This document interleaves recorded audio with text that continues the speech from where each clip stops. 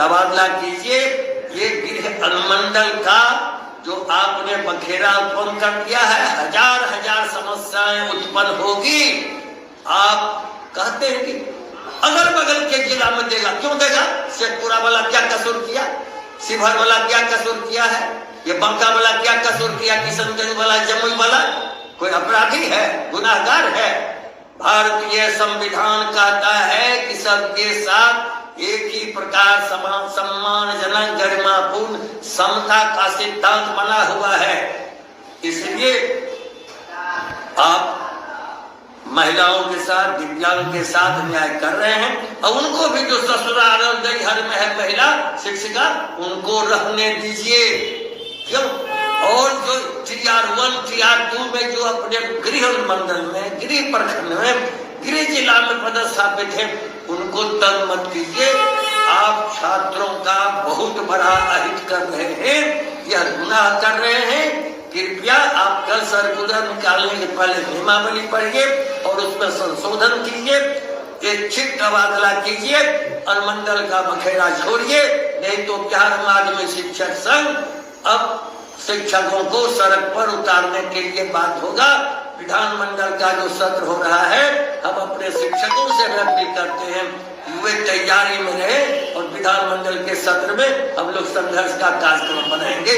माननीय मुख्यमंत्री जी, आपसे विनम्र निवेदन है कि तुरंत रोकिए, ये अलबल बोल करके नाश कर रहा है, आपकी सारी उपलब्धियों पर पानी फिर रहा है। बस अब इतना ही। कल जहां कानून के खिलाफ करेंगे फिर हम आपत्ति दर्ज करेंगे।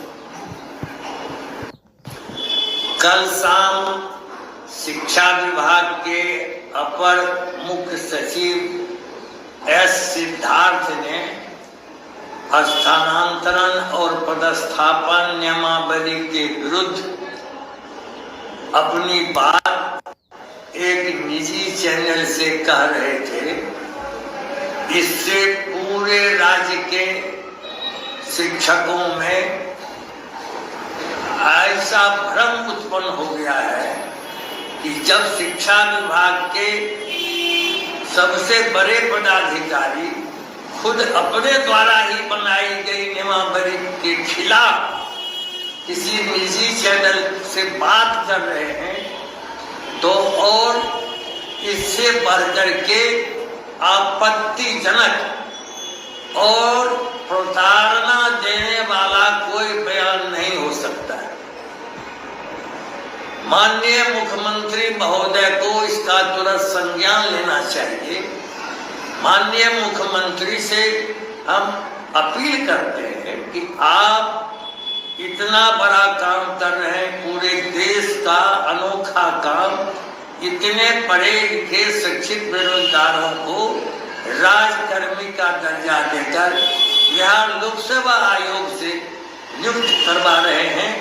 और पुराने जो हमारे स्थानीय न्याय निकाय के शिक्षक थे, उनको भी सक्षमता परीक्षा का अवसर दे करके और परीक्षा देने के साथ ही इस अनिवार्य शर्त के साथ आपने जब जिला आवंटन करा दिया और नई नियमावली में गृह अनुमंडल के छोड़ करके जब आपने नियम बना ही दिया, तो अब आपका ये अपर मुख्य शिक्षा सचिव सिद्धार्थ क्यों इस तरह से बात कर रहे हैं?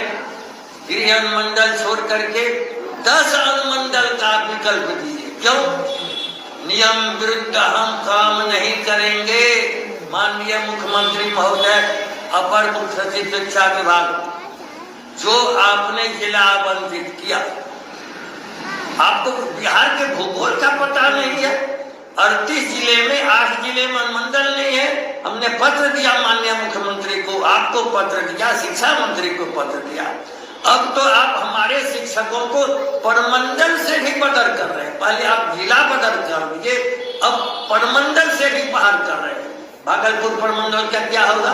कितने अनुमंडल हैं जोड़ करके देखिए। मगध परमंडल का क्या होगा? सारण का क्या होगा?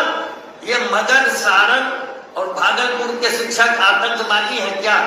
इनको कभी अब राज्य से बाहर भी कर दीजिएगा। अब तो परमंडल से बाहर कर रहे हैं। इसलिए आप नियमावली को नहीं तोड़िए। और बिहार माध्यमिक शिक्षक संघ बार बार कह रहा है, रोज रोज समस्याएं उठेगी। आपने महिला के लिए गृह पंचायत से अलग तथा पुरुष शिक्षकों को गृह प्रमंडल से ही अलग कीजिए। और सबसे बड़ी बात, बड़ी मांग है और शिक्षार्थी के हित में कि जो जहां है महिला अथवा पुरुष अथवा दिव्यांग, उनको वहीं रहने दीजिए और ऐच्छिक तबादला की नीति ही अपनाइए। ऐच्छिक तबादला ही सभी समस्याओं का समाधान है। आप तो ऐसा उलझा देते हैं हर एक नियम और कायदे को, इतना अव्यवहारिक फैसला सुना देते हैं लोगों को कि तो कल्पना से बाहर की बात है। 80 साल हम पार कर चुके हैं, ऐसा शिक्षा विभाग तो गदरबुद देखा ही नहीं। और माननीय मुख्यमंत्री जी, आप क्या देख रहे हैं? ये 2025 विधानसभा का चुनाव है, ये तो आपको एकदम, आप जो अंतिम पारी अब खेल रहे हैं, अब ये पिच से बाहर कर रहा है आपको, एकदम सारा विकेट पहले ही गिरा रहा है।